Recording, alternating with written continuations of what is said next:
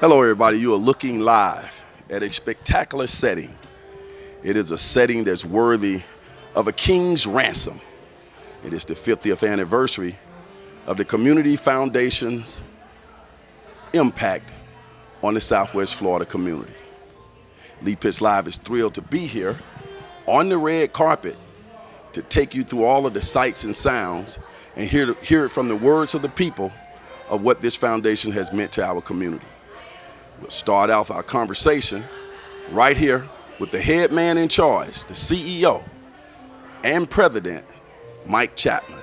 Mike, welcome to Lee Pitts Live, man. It's good to be here. It's always good to see you. It's great for me to be here.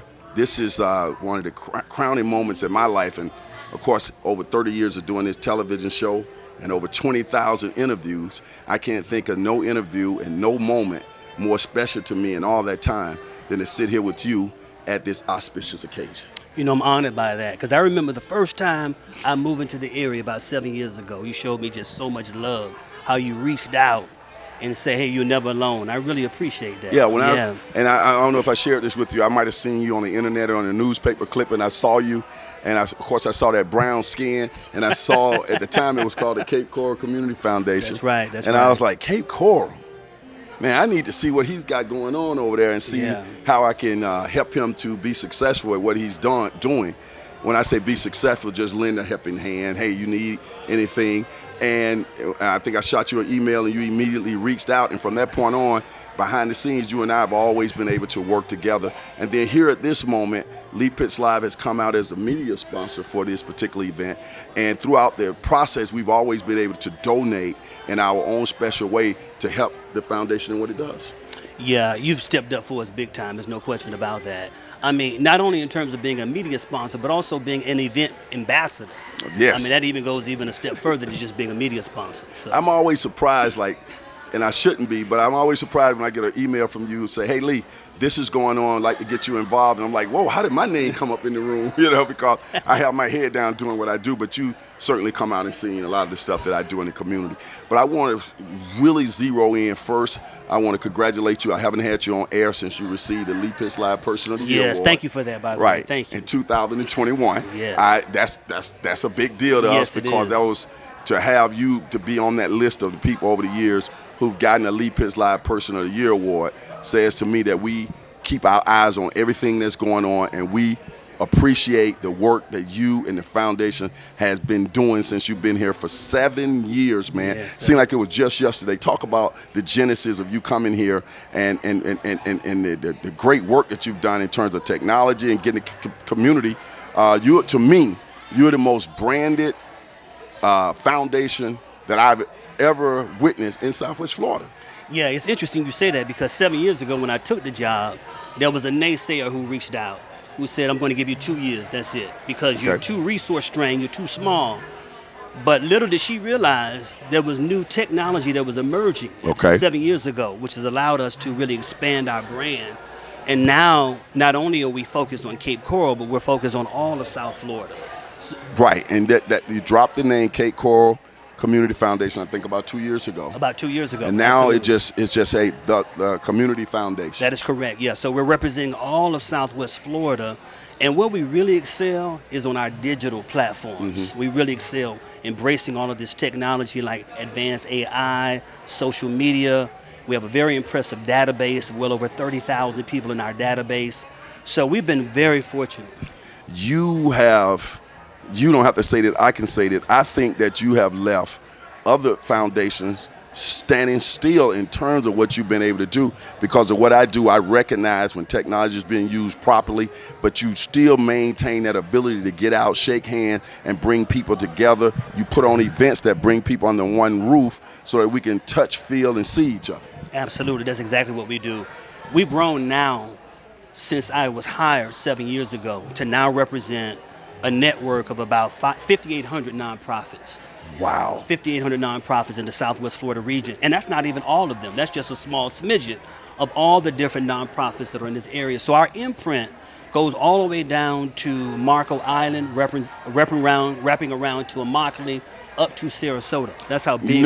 People who are listening to this on television right now, they are shocked that is Yes. that many nonprofits. You said that's what you represent. Yes. So we need to realize that give me a rough idea how many nonprofits are in Southwest Florida. About 15,000. Wow. About 15,000. When you start looking at from Sarasota all the way down to Marco Island and wrapping around to Immokalee, there's roughly about 15,000. What does that say, Mike, about the importance of nonprofits and the services and products that they bring to our community? You know, so one of the things that we've done, we've given a voice to the third sector that a lot of people don't talk about. So we talk about business, we talk about government, but also we have the nonprofit sector. And this sector, just with the 5,800 that we represent a combined total of about $4.19 billion in annual revenue and employs about 37,000 employees. So it's a huge impact. And I noticed, too, that at the grassroots level, one of the things that you do, well, first of all, prior to you getting into that position, foundations in general in the area were virtually unknown to the minority community. And in many cases, the minority community did not even feel welcome interacting with foundations, didn't know how to, didn't do things. When you came aboard, you immediately, certainly for the community foundation, you made it very user-friendly. And I started noticing where you were doing training sessions, workshops, how to grow your nonprofit, getting the financials in place, all the intricacies, the ABCs of being a successful nonprofit. And by them having those ABCs in order, now they are able to apply for grants and things of that nature, not only with you, but in other parts of their existence as a nonprofit. Speak to all of that. Yeah, so when I was hired by the search committee 7 years ago, one of the things they asked me in the interview is to identify those overlooked opportunities and those hidden assets. And I immediately mentioned the minority community because I noticed nobody was really servicing that community at all. And I've been around people. Absolutely. Nope. So we wanted to be intentional. To be intentional. Man, that's something. That's the word that I'm using. We wanted to be intentional about reaching a very diverse demographic because that's a true representation of what's here. That is correct. And that's a true representation of America and what America is all about. Everybody having the opportunity to participate in the pie and realize their full potential in an evolving society. I say evolving society because now you are ushering the foundation now into the 21st century, in the early part of the 21st century. What is your vision right now, the 5-year vision right now? The 5-year vision right now is to expand upon what we're already doing, to do more things through technology, to do more things online, to really be concerned about the internal health of the organization. So often foundations focus only on the external. They want to know what's been done with the grant money. They want to know what type of impact. That's all important, but you cannot have an impact if the people internally are not healthy running the organization. So we're concerned about their fundraising. We're concerned about their self-care. We're concerned about how they go about developing their boards, how they go about securing more volunteers, everything that they need to be successful operationally. We want to combine both the internal and the external parts of the organization. What size, you mainly support nonprofits, right? Yes, correct. What, do you have a size limit in terms of size of the nonprofit that you would deal with or not deal with?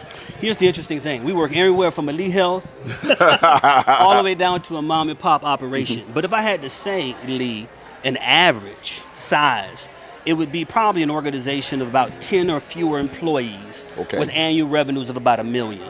Right. Yes. So you really have an appetite for, I would say, the smaller nonprofits. Correct. You're not turning your back on those nonprofits. No. And that's much needed because it's usually the smaller organizations that are the foundation and at the grassroots level. Give me a success story of a nonprofit. I don't know if you call their name or you don't call their name, but just give me a success story of a nonprofit that became a part of what you guys are doing, and now you can say, hey, when we embraced them, they were at this level, and now they're doing this. One that we're very familiar with, and that is the Premier Mobile Clinic. Oh, yeah. With Denny Singh, Dr. Absolutely. Denny. Yes. She was just in the embryonic stage, Lee, of starting her organization. If I'm not mistaken, I told her to call you. You did. Yeah, right. I said, exactly. you need to call Mike Chatman. I didn't know what could come out of it. And that was a real early stage. Early stage. You know how big she is now. Absolutely. Shout out, Denny. Go Absolutely. ahead. So she was coming around, and what I said to her, I said, we have to start building capacity inside your organization.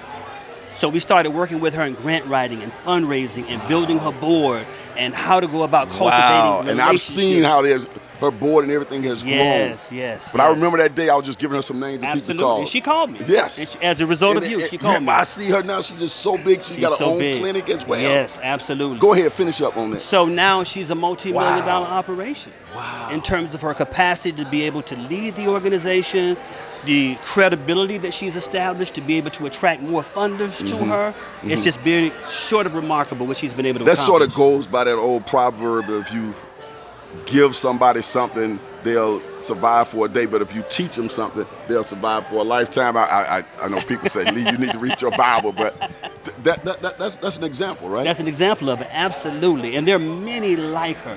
So one of the things that has really given rise to our organization, Lee, is the fact that we have been the voice and the choice of nonprofits, particularly those that have smaller staff and lean resources.